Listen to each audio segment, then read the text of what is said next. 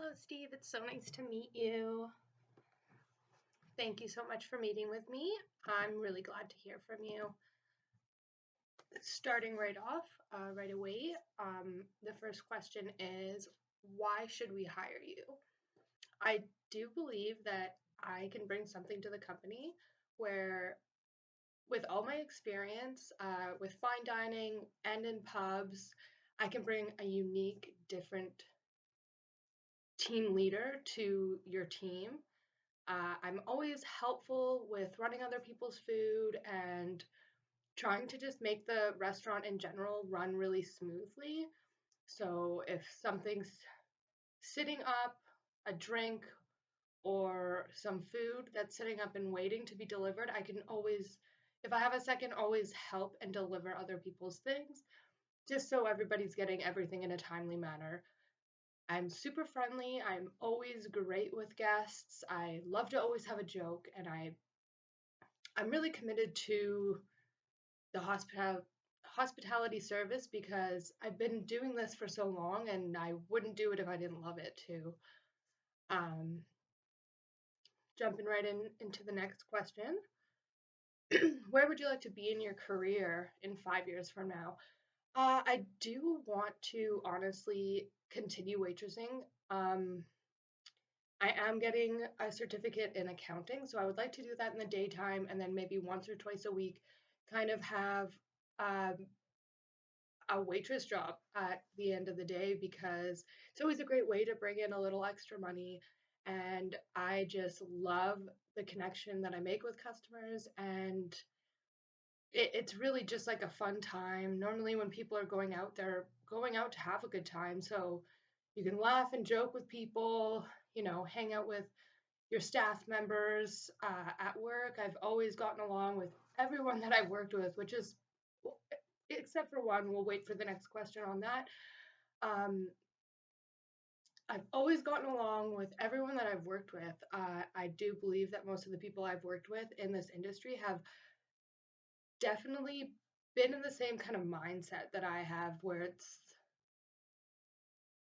help each other. We're a team. We're not just we're working individually and as a team. So when the restaurant succeeds, more people come in, and if they're always having a good time, they're going to come back. And that at the end of the day is what you want. You the busier you are, the faster the shift goes, and on top of that, the faster your shift goes, like I said, sorry, and the more money you're going to make if you're busy.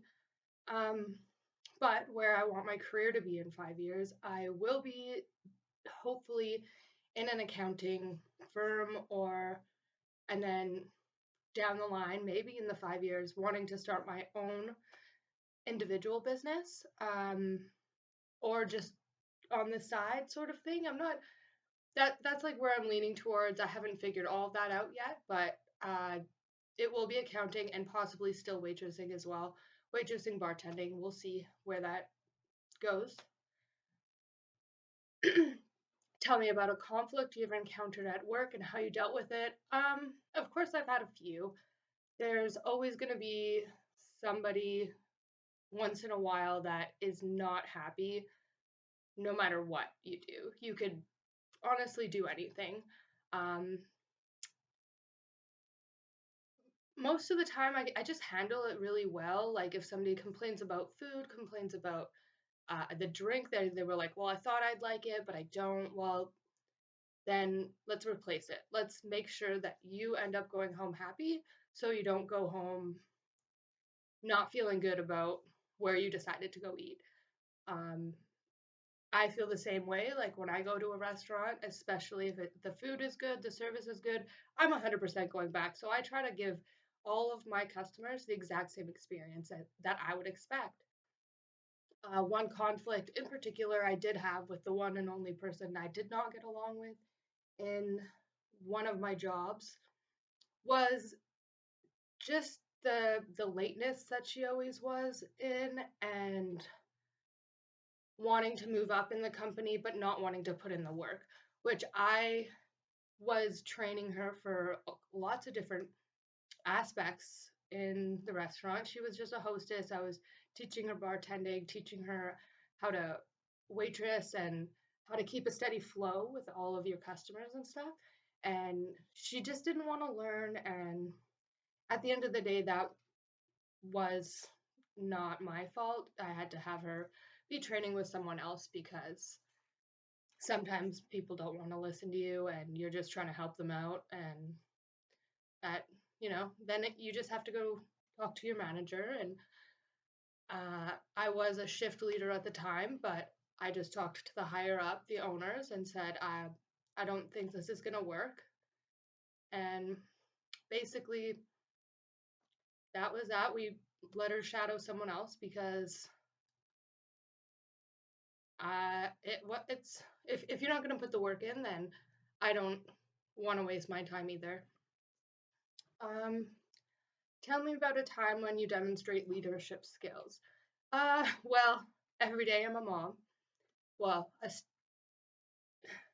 um, actually a stepmom, but we have them most of the time. So making lunches, showing leadership, helping them with their homework, especially during COVID, having to homeschool them and stuff.